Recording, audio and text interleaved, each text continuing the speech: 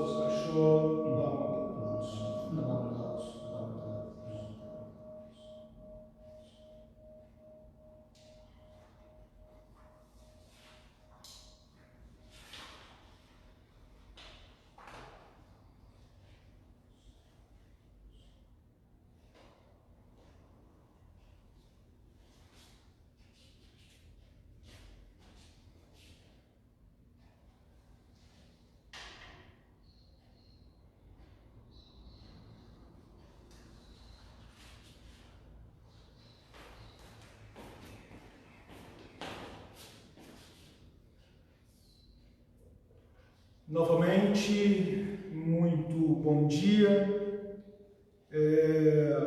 Para as palavras do Roa de hoje,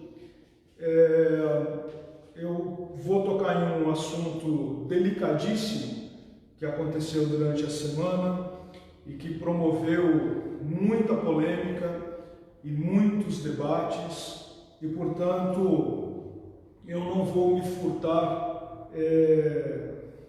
a obrigação de falar a respeito disso, embora eu compreenda que estarei caminhando sobre cacos de vidro nos próximos minutos.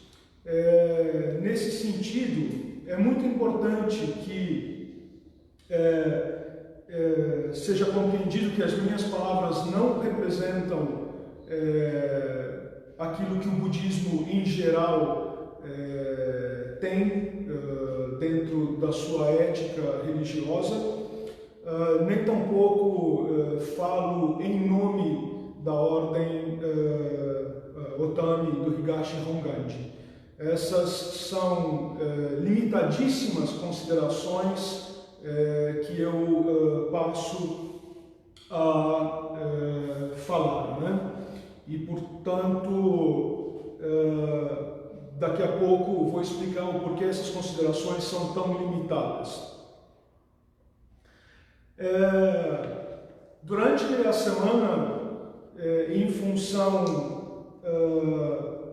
do que ocorreu com a criança de 10 anos que havia sido molestada por um tio e em decorrência disso acabou engravidando, houve uma decisão judicial de que essa criança poderia fazer um aborto. E a sociedade como um todo se comoveu, e como sempre nós temos nos assuntos polêmicos, há grupos a favor, há grupos contra, e como clérigo, muitas vezes as pessoas perguntam para mim, né, qual é a minha opinião, o que eu acho sobre isso. Então eu fiz algumas pequenas considerações, as quais eu passo a declinar nesse momento. De acordo com o 13º Anuário Brasileiro de Segurança Pública, que foi publicado em setembro de 2020, portanto ele tem os dados relativos ao ano de 2018, houve 66 mil vítimas de estupro no Brasil e 54% eram meninas de até 13 anos. Isso nos dá um panorama horroroso daquilo que acontece no nosso país, onde nós temos uma menina estuprada a cada 15 minutos. Ou seja, nós temos nada menos do que 180 estupros de meninas acontecendo por dia. Se nós considerarmos os números de 2017, nós vemos um aumento de 4%, ou seja, é um quadro que se agrava com o passar dos anos, né? E de cada 10 estupros, 2 apenas são contra meninos ou homens. Uma das coisas que o Anuário Brasileiro de Segurança Pública também traz é que normalmente o agressor é alguém muito próximo da vítima, muitas vezes sendo um familiar. Colocando esse panorama, nós vemos a necessidade de falar um pouco do papel da religião diante de um crime social. Um crime social que causa um sentimento de injustiça, de revolta, de ira, e você tem grupos que se manifestaram aborto, você teve grupos que se manifestaram contra o aborto, e houve durante essa semana atos extremados de ambas as partes. Então, nesse sentido, eu gostaria de falar a respeito dos limites éticos da religião, e aqui eu gostaria de fazer uma reflexão a respeito das limitações da minha fala. Em primeiro momento, porque nós não temos um acordo a respeito do que seja uma religião.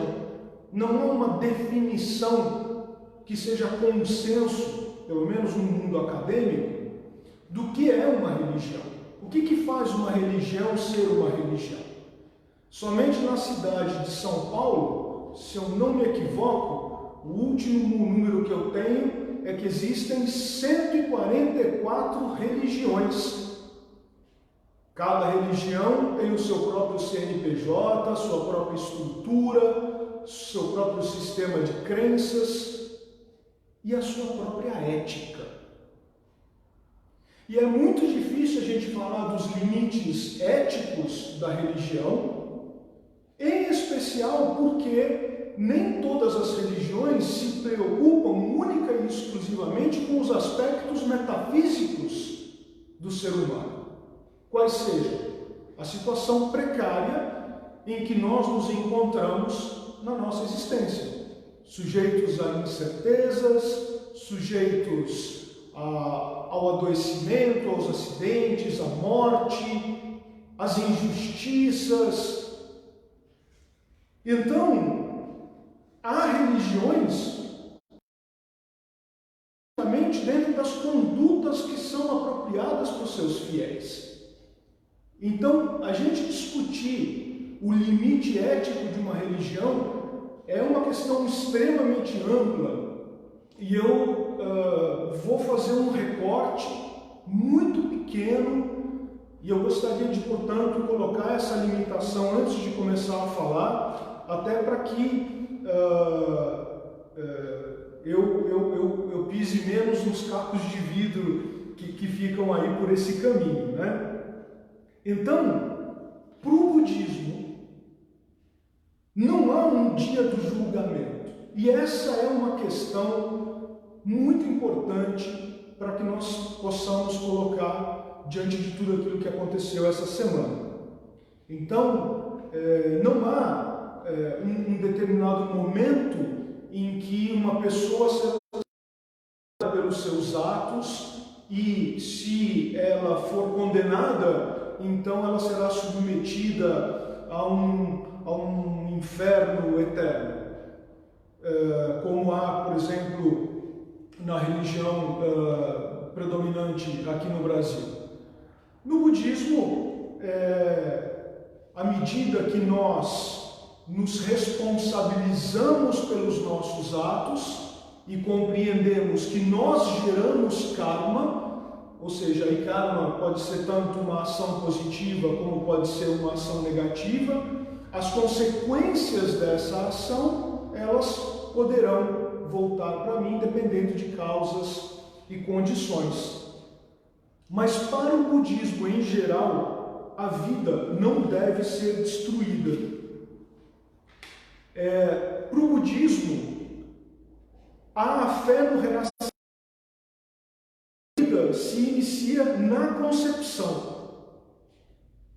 O novo ser surge naquelas condições devido à sua manifestação kármica. Portanto, ele tem os mesmos direitos que uma criança ou um adulto. Então, para o budismo em geral, a gente tem que a vida não pode ser destruída e, de forma geral, o budismo se coloca contra o aborto. Em uma visão um pouco mais moderna, alguns budistas entendem que o aborto é uma questão pessoal. Assim, optar pela interrupção de uma gravidez é uma responsabilidade daquela pessoa que assim decide. E ela decide pelas consequências do seu ato. Então, dentro de uma visão traçando-se um limite ético para a religião, eu diria que nós determinamos a regra geral daquilo que as pessoas deveriam fazer. E as questões específicas e as exceções são tratadas no campo individual ou no campo social. Então, toda vez que a gente pergunta para um clérigo se pode ou não matar outra pessoa, o clérigo vai dizer a regra geral: não, não pode. Essa é a regra geral. Agora, tem uma questão extremamente interessante, que é que a religião deve apresentar respostas para os problemas humanos. Mas a ética religiosa não é capaz de abarcar todos os problemas que nós criamos como seres humanos. Um exemplo que a gente pode dar, e que talvez ajude a esclarecer esse posicionamento, e que hoje é uma questão relativamente pacificada, é a questão da decisão que tem que ser tomada quando uma gestação representa um risco para a mãe e para o bebê. E muitas vezes o médico tem que tomar uma decisão de interromper aquela gravidez para salvar a vida da mãe. Então, veja só, desde um ponto de vista da ética religiosa, falando do budismo, a regra é não matar, não interromper uma gravidez. Mas no caso específico de você ter que salvar a vida de uma mãe e ter que fazer uma escolha dificílima, hoje já se está pacificado que se opta para salvar a vida da mãe.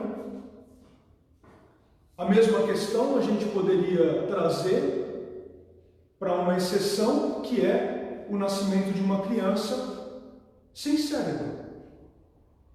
Então, a própria justiça hoje, no momento em que se determina que essa criança não teria condições de viver, decide por interromper a gestação.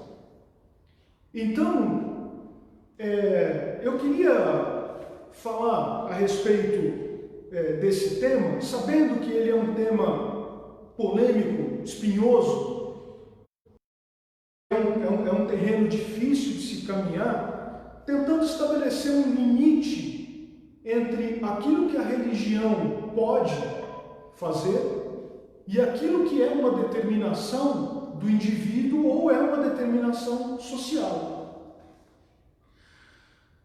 Nesse sentido, eu queria trazer até como um ponto de reflexão as palavras do Dalai Lama, numa entrevista que ele deu no dia 28 de novembro de 1993, quando perguntado sobre o aborto. E ele diz o seguinte: é claro que o aborto, desde um ponto de vista budista, é um ato de morte e, portanto, negativo em termos gerais. Mas depende das circunstâncias. Diz o Dalai Lama: se a criança, se o feto, tiver um problema que impeça o seu nascimento, ou que vai criar problemas insolúveis no seu nascimento, problemas de saúde insolúveis, nesses casos pode haver uma exceção. Ele termina dizendo: eu penso que o aborto deve ser aprovado ou desaprovado de acordo com cada circunstância. Veja que interessante, aqui o Dalai Lama tece uma linha entre a ética religiosa e a ética social, ou a ética social, a ética individual, a ética cultural. E ele diz o seguinte: em linhas gerais, quando se fala da religião, não matar um ser humano é a regra geral. Agora, cada circunstância precisa ser avaliada, e esse juízo não compete à religião. Esse juízo compete à sociedade, à justiça ou ao indivíduo que toma essa decisão. Eu busquei encontrar uma forma de falar a respeito desse problema sem julgar, simplesmente tentando encontrar o ponto de equilíbrio entre a ética religiosa e a ética social. Porque ele é um problema extremamente difícil. E quanto mais se caminha nele, mais difícil ele fica de ser solucionado. Por exemplo, eu fiz uma consulta ao jornal Folha de São Paulo e lá constava que a família da criança em questão era uma família disfuncional. Aparentemente, segundo dizia o jornal, a mãe era uma andarilha, o pai estava preso e havia já de saída uma negligência em relação aos cuidados daquela criança. Então, a criança passa a ser cuidada pelos avós e depois, sistematicamente, ela é estuprada por 4 anos, dos 6 aos 10 anos, até que ela engravida. E eu me pergunto, será que essa criança nunca manifestou um problema? Será que ela nunca manifestou o seu sofrer em relação àquilo que estava acontecendo? Na escola, por exemplo, não teve um comportamento anômalo? Será que ninguém nesses 4 anos percebeu o que estava acontecendo? Quer dizer, a gente só tomou conta daquilo que estava acontecendo, a gente só se deu conta quando a gravidez apareceu, a gente precisou de um ultrassom para entender a dimensão do problema que estava se avolumando. E aí a criança engravida e quem paga com a vida é o feto. Ele foi abortado. Aquele ser que poderia ter experimentado viver na condição humana, mesmo em circunstâncias tão abomináveis, tão horríveis, pagou com a própria vida.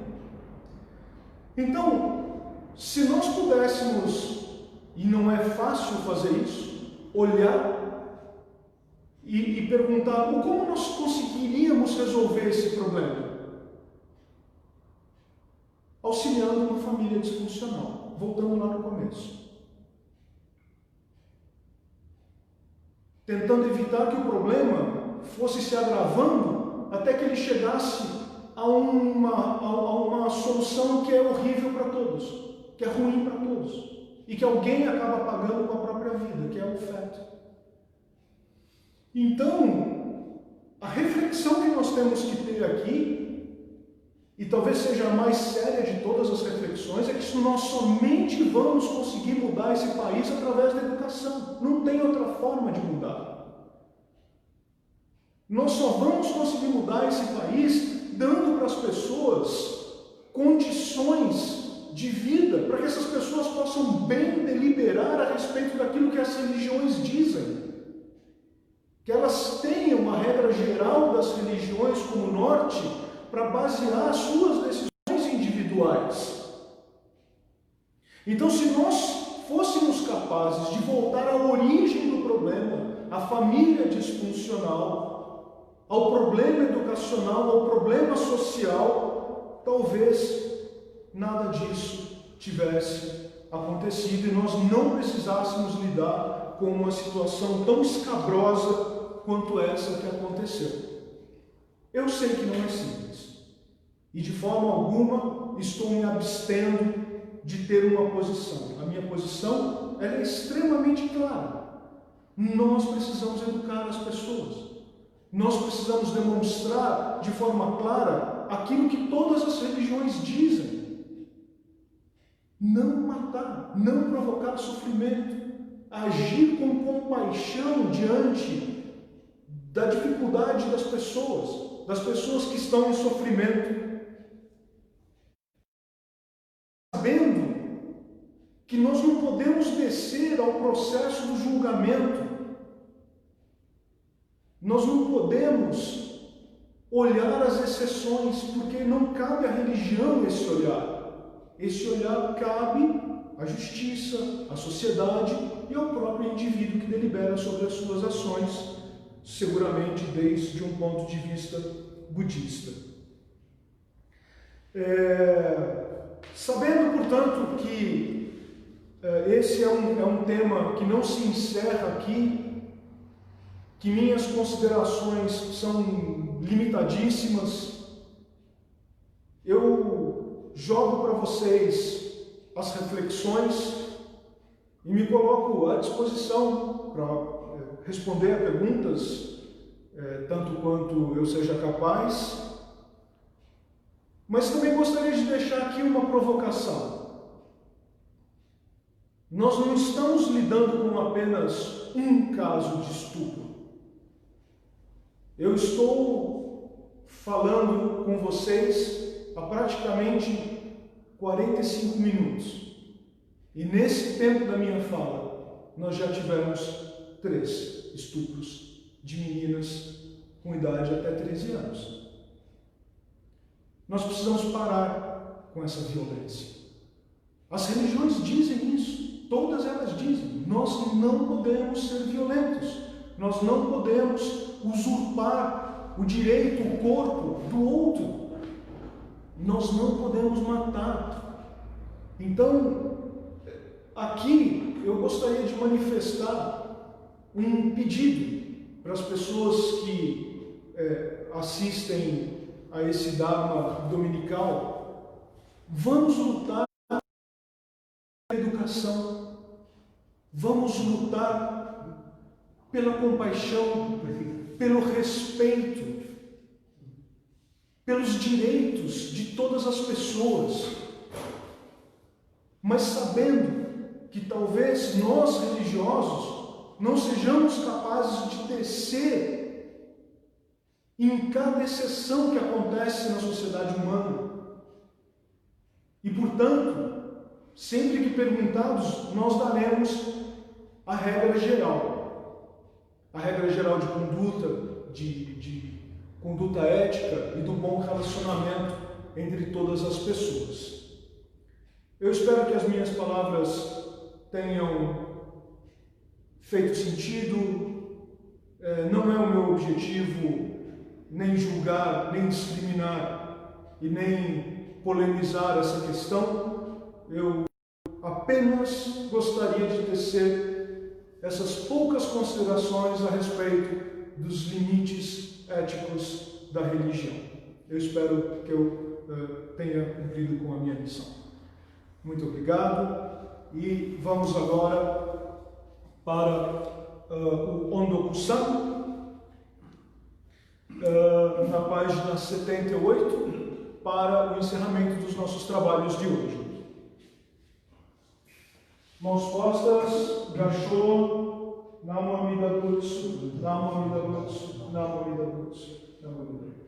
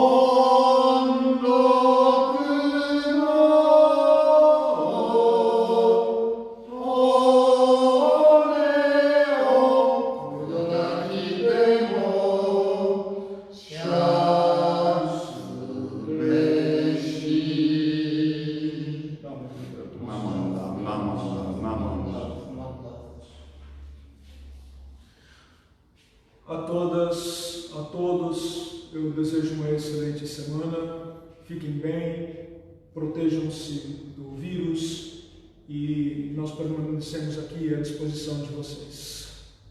Até lá.